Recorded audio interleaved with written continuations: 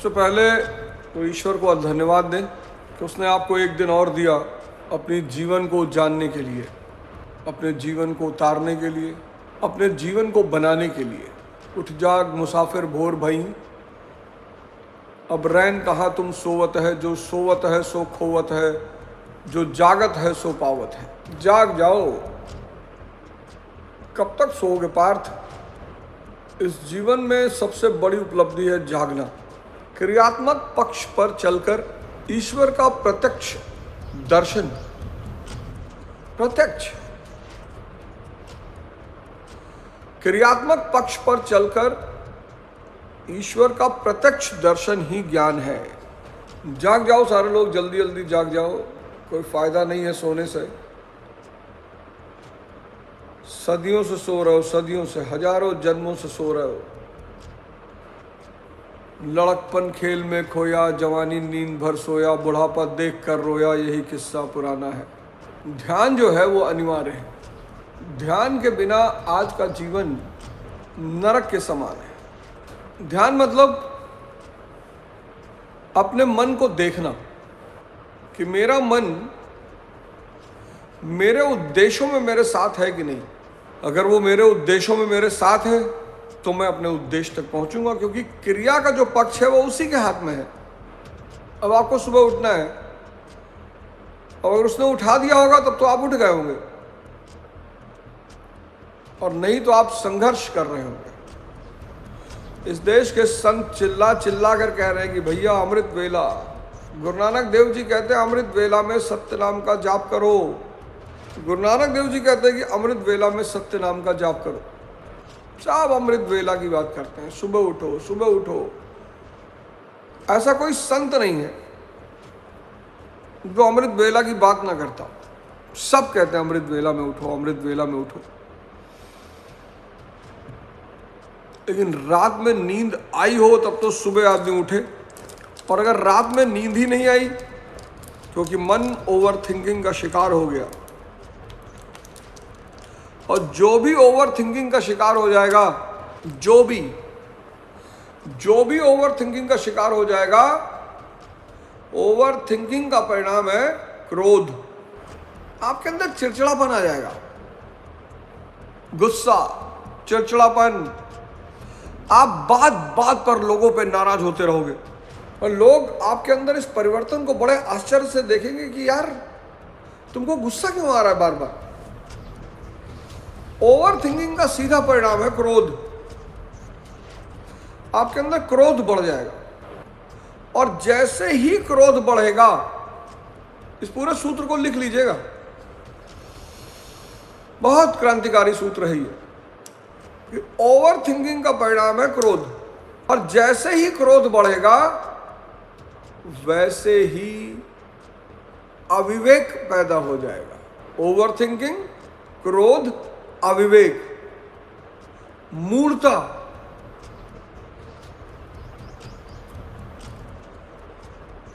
Connected है सब।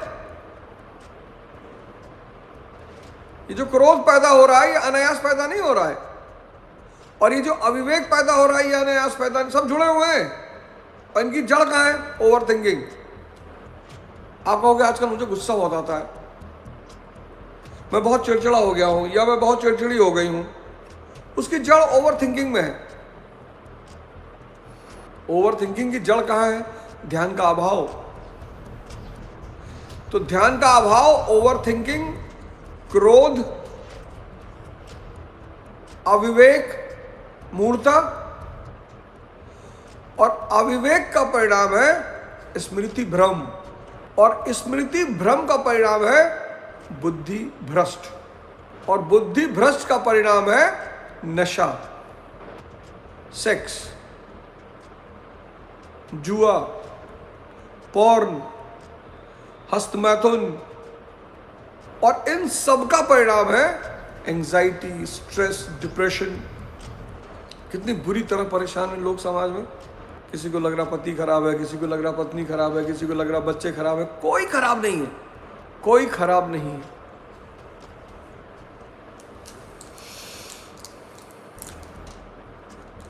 आपकी दृष्टि खराब है। आपके देखने का तरीका खराब है। परसों एक साहब हमसे कह रहे थे कि देखो भाई चारों तरफ लोग ब्राह्मणों को गाली दे रहे हैं। अरे मैंने कोई कहीं नहीं गाली दे रहा है। जिसके पास ज्ञान है उसको कोई कैसे गाली दे सकता है? ज्ञान से बड़ी ताकत इस दुनिया में कौन है? ज्ञान नहीं है तो गाली पड़ सकती है। तो ध्यान का अभाव का परिणाम ओवर थिंकिंग, ओवर थिंकिंग का परिणाम क्रोध, क्रोध का परिणाम अविवेक, अविवेक का परिणाम स्मृति भ्रम, स्मृति भ्रम का परिणाम बुद्धि भ्रष्ट, और बुद्धि भ्रष्ट का परिणाम सेक्स, जुआ, हस्तमैथुन, पोर्न, इन सब का परिणाम स्ट्रेस, एंजाइटी, डिप्रेशन। और फिर आप ऐसे ऐसे काम करोगे ना, ऐसे ऐसे समाज में तनाव तो व्याप्त ही है, बहुत गंदा तनाव व्याप्त है, बहुत गंदा। जब कोई आपको गिफ्ट दे के जाता है तो किसी बात की रिमेम्बरेंस के लिए दे के जाता है। कि जब भी कोई तुम्हें गिफ्ट दे के जा रहा है तो तुम्हें किसी बात की याद कराने के लिए दे जा रहा है कि मेरा काम याद रखना और जल्दी से कर देना। यहां अनावश्यक कोई किसी को गिफ्ट नहीं देता। तो जितने बड़े बड़े अधिकारी हैं, मंत्री हैं, नेता हैं, लोग इनसे मिलने जाते हैं तो बड़ा सा गुलदस्ता लेके चले गए, कोई गिफ्ट लेके चले गए, आईफोन 17 प्रो मैक्स लेके चले गए। तो अगर लेके जा रहे हैं तो किसी बात को याद दिलाने के लिए ले जा रहा है। फोन लेगा, आईफोन 17 प्रो मैक्स नेताजी के हाथ में है तो याद रहेगा कि जल विभाग का टेंडर आ गया है, हम ही को देना है। गिफ्ट जो है वो किसी चीज को याद दिलाने के लिए दिया जाता है। सुबह तुम्हें, अब मानो तुम्हारे घर में कोई कार नहीं है और सुबह तुम्हें कोई कार खरीदनी है, और अब सुबह प्लान है कि भैया कल कार लेने चलना है और वो भी मर्सिडीज, तो तुमको नींद नहीं आएगी। सपने नींद हर लेते हैं। देखो आम आदमी के सपने, जैसे तुम सोचते हो कि कल सुबह मर्सिडीज आएगी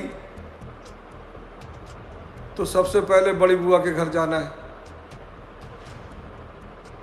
फिर उसके बाद संजय के घर जाना है, संजय को बैठा के एक लॉन्ग राइड पे जाना है। नींद क्यों नहीं आती? देखो कितना बढ़िया लिखा हुआ है, रात भर होरी को नींद नहीं है, क्योंकि होरी का एक बहुत बड़ा सपना पूरा होने जा रहा था। कौन सा सपना?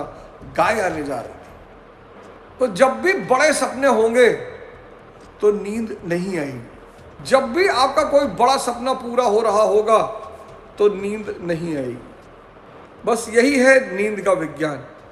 अगर आपकी नींद गायब हो गई है तो दो बातें होंगी, या तो सपने बड़े चल रहे होंगे और या चिंता बड़ी चल रही होगी। दो ही कंडीशन में नींद गायब होती है, और दोनों आपको तभी हॉन्ट करते हैं जब आप सोने जाते हो।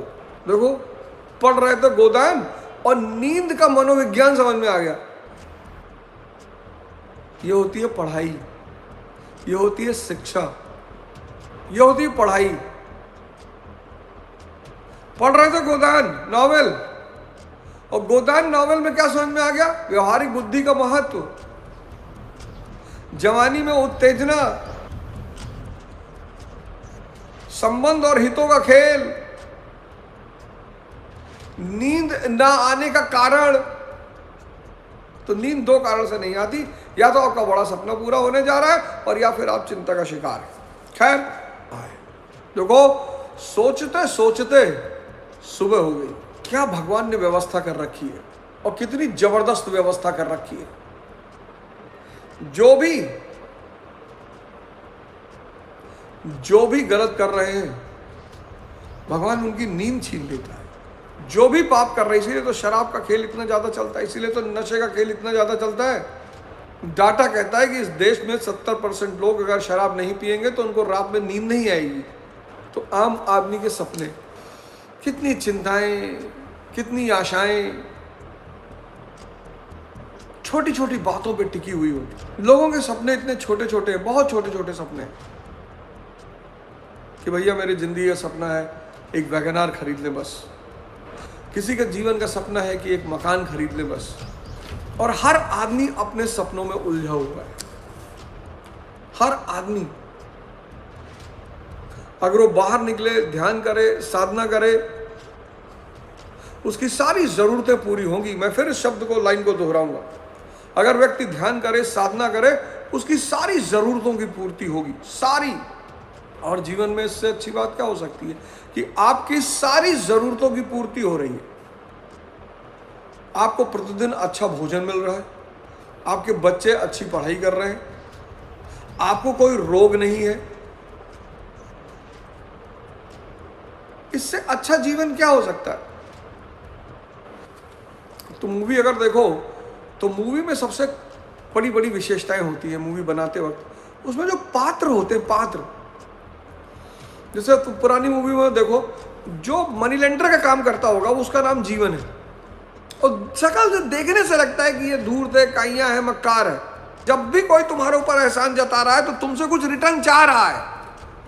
जब भी कोई तुमसे कह रहा है कि देखो मैंने तुम्हारे लिए क्या किया, देखो मैंने तुम्हारी इतनी मदद की, अगर वो कुछ एहसान जता रहा है तो इसका मतलब वो तुमसे बदले में कुछ चाह रहा है। कोई भी माँ बाप ही देखो, भैया तुमको पढ़ाए लिखाए, पाले पोसे, बड़ा किए, तो ये रिमेम्बरेंस किस लिए?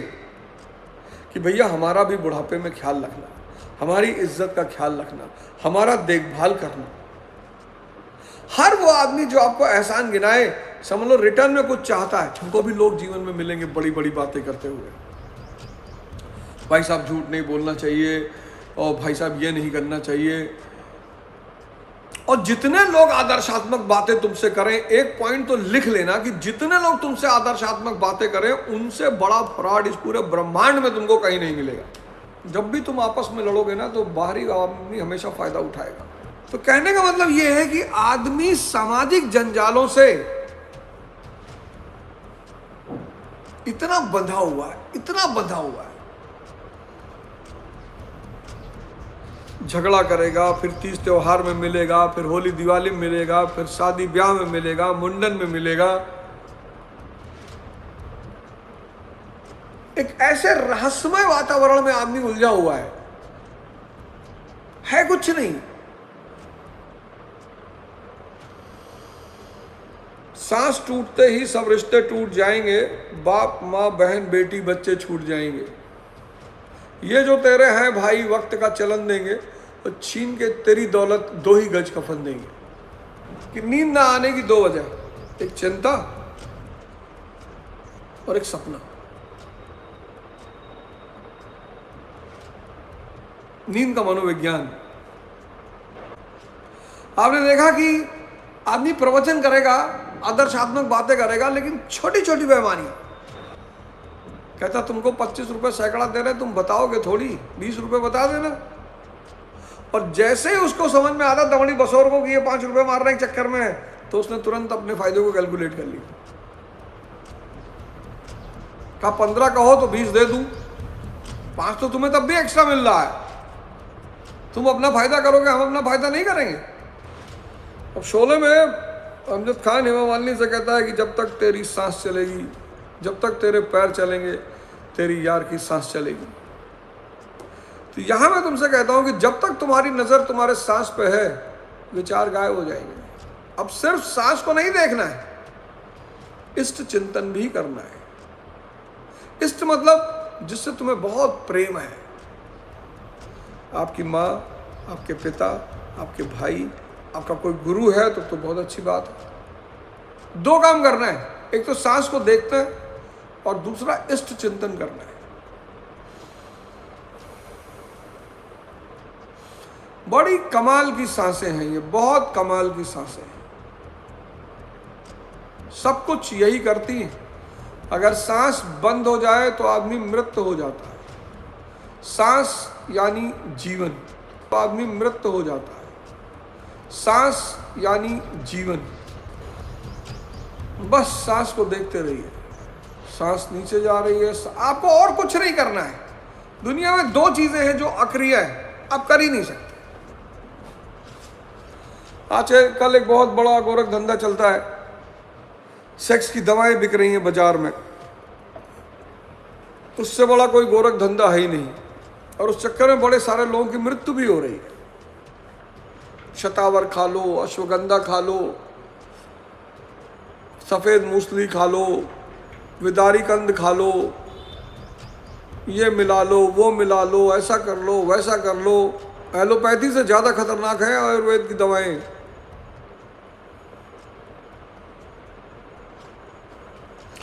दो चीज़ें अक्रिया हैं, एक ध्यान, एक प्रेम। अगर ईश्वर का आशीर्वाद आप पर है तो आपसे होंगी, और नहीं है आपको कुछ नहीं करना है। आप सांसों को देखते रहिए, इष्ट चिंतन करते रहिए। धीरे धीरे क्या होगा कि आपको विचार शून्यता आएगी।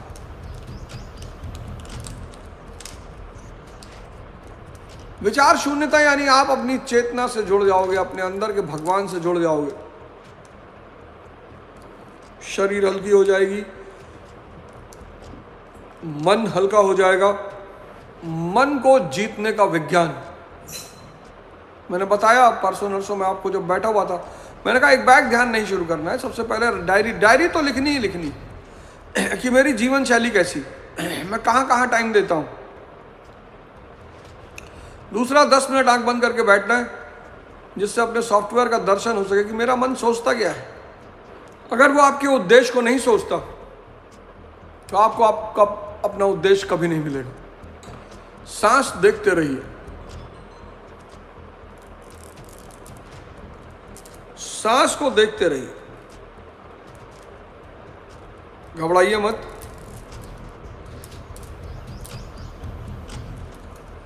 सांस देखते रहिए। आपका मन आपको 10 मिनट बैठने नहीं दे रहा है।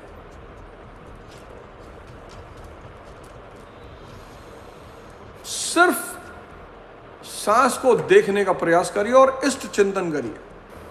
सांस पूरी नाभि तक जानी चाहिए, पूरी नाभि तक। सांस का यही विज्ञान है, वो पूरी नाभि तक जानी चाहिए।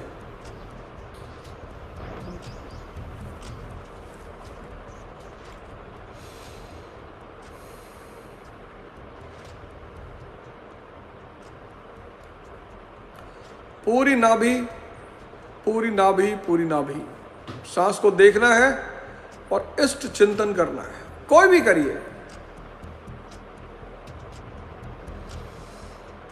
आपका इष्ट मतलब वो जिससे आपको अथाह प्रेम है, अथाह, बिना मतलब।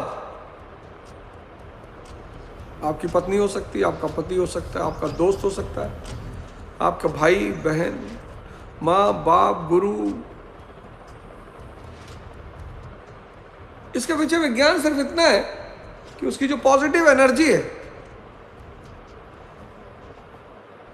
वो आपको जागने में सहायक होगी। और अगर कोई जागृत गुरु का आप चिंतन कर रहे हैं फिर तो आप साक्षात भगवान का चिंतन कर रहे हैं। घबराइए मत, बेचैन मत होइए, डरिए मत। ना तो कोई ध्यान कर सकता है, ना कोई ध्यान करा सकता है। तो आप कहोगे फिर क्या करा रहे हो मास्टर? मैं सहायक हूं सिर्फ आपको जगाने में। एक बार इस बैठने की क्रिया में आपको आनंद आने लगे, और आनंद आएगा कैसे? जब आप विचार शून्य होंगे, शरीर हल्का हो जाएगा, मन हल्का हो जाएगा, काम करने की क्षमता बढ़ जाएगी, स्पष्टता जीवन में बढ़नी शुरू हो जाएगी, क्रोध कम हो जाएगा, ओवर थिंकिंग कम हो जाएगी। पूरे दिन जैसे ही ओवर थिंकिंग घेरे, आंख बंद करना है, सांस पर आना है, इष्ट चिंतन करना है। पूरे दिन ओवर थिंकिंग घेरे, कोई निगेटिव विचार घेरे कि लाओ रील देख लिया जाए, तुरंत आंख बंद किया कि रुको 1 मिनट, पहले रील देखने से अंदर वाली रील देख लूं। तुरंत। पूरा दिन इस अभ्यास को तब करना है जब ओवर थिंकिंग घेर रही है, रील देखने की लालसा घेर रही है। खाना खाने बैठे हैं तब भी करना है, खाना कम हो जाएगा। नहीं पता लगा 13 पराठा, 17 अंडा, 4 गिलास दूध पी लिए, फिर कहोगे दिन भर पढ़ाई नहीं हो रही है। जीने के लिए खाना है, खाने के लिए नहीं जीना है।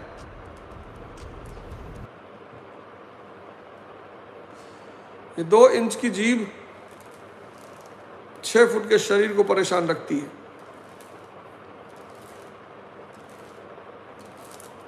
देश है वीर जवानों का, अलबेलों का, मस्तानों का, इस देश का यारों क्या कहना। जय हिंद।